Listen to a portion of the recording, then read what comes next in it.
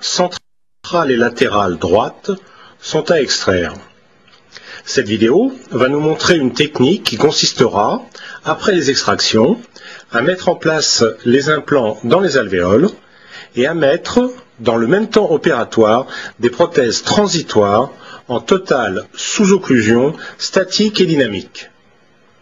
Cette technique présente comme avantage de ne soumettre au patient qu'une seule étape chirurgicale, de préserver les papilles qui sont des éléments indispensables à la réussite esthétique et de permettre une expansion plus rapide de la gencive kératinisée.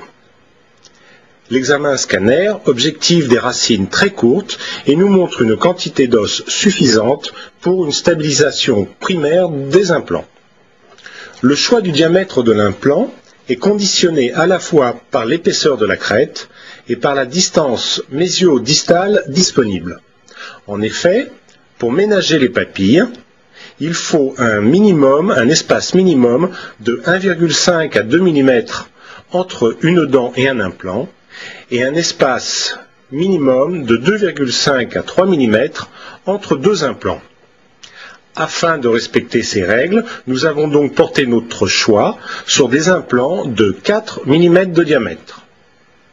Les dents provisoires ont été réalisées au laboratoire de prothèses sur un modèle d'étude. Après nettoyage du champ opératoire à la bétadine, nous commençons l'intervention par 2 incisions verticales. Puis, nous effectuons des incisions intrasulculaires, tout d'abord en vestibulaire et par la suite en palatin.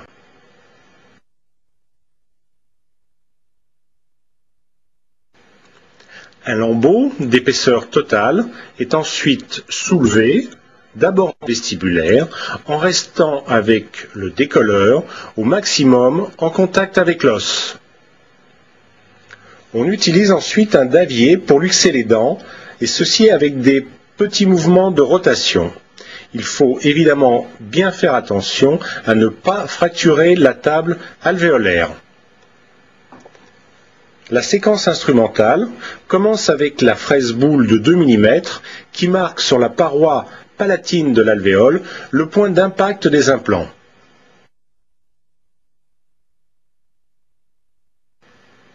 Les 2 impacts à la fraise boule étant réalisés, nous commençons le passage des forêts. Nous passons le forêt de 2 mm et ceci jusqu'à la profondeur désirée. La profondeur souhaitée étant atteinte au niveau de ce premier forage, nous passons alors le deuxième forêt de 2,5 mm de diamètre et toujours au niveau du premier puits. Nous laissons en place ce deuxième forêt et nous procédons ensuite au premier forage du deuxième puits. Le forêt en place dans le premier puits joue le rôle d'indicateur de direction. Cela nous permet de régler le parallélisme entre les 2 puits.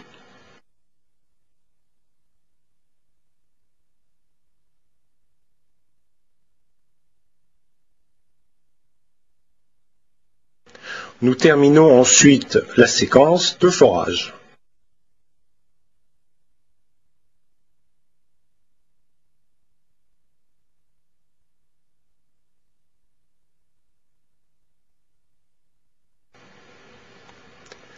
Un premier implant de 4 mm de diamètre et de 15 mm de long est vissé à une vitesse d'environ 15 rotations par minute. Ce qu'il faut savoir, c'est que pour créer un profil d'émergence correct de la future prothèse, il faut que la tête de l'implant se trouve au minimum à 3 mm en dessous de la jonction émail-sément des dents adjacentes.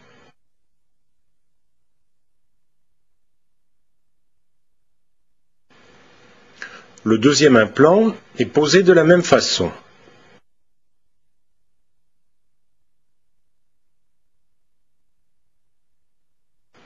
Vous voyez la position en profondeur des implants. L'étape suivante est la mise en place des inlay-corps, et les inlay-corps sont choisis en fonction de l'angulation de l'axe de l'implant. Dans ce cas, l'axe des implants étant légèrement vestibulé par rapport au bord libre des dents adjacentes, nous avons porté notre choix sur des inlay core préangulés à 15 degrés.